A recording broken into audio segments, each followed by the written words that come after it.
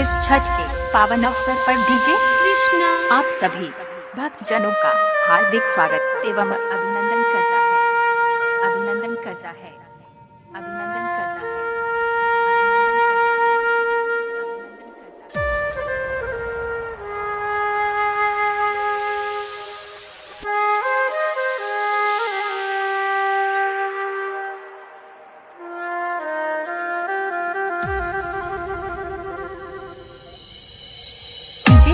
Krishna DJ Krishna जागो भैनी चौक दुर्गा स्थान। जागो भैनी चौक दुर्गा स्थान। जागो भैनी चौक दुर्गा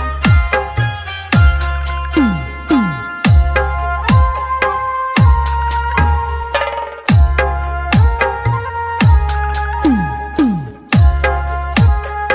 पटना सिटी।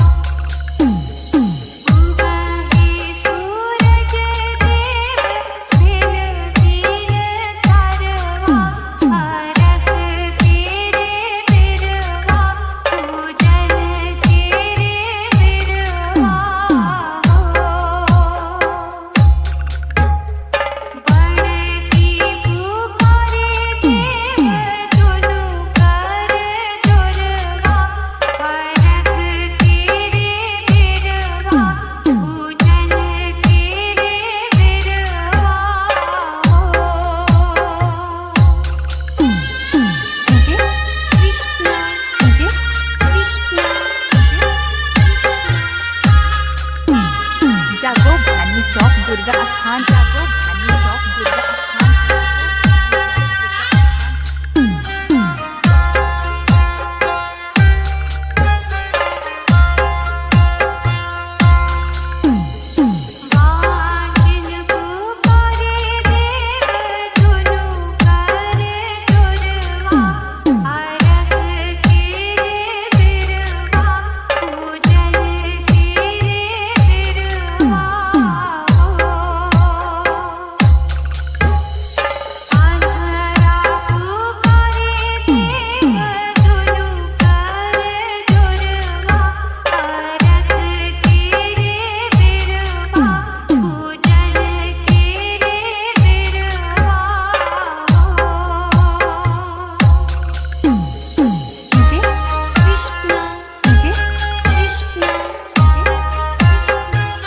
जागो भैनी चौक दुर्गा स्थान। जागो भैनी चौक दुर्गा स्थान।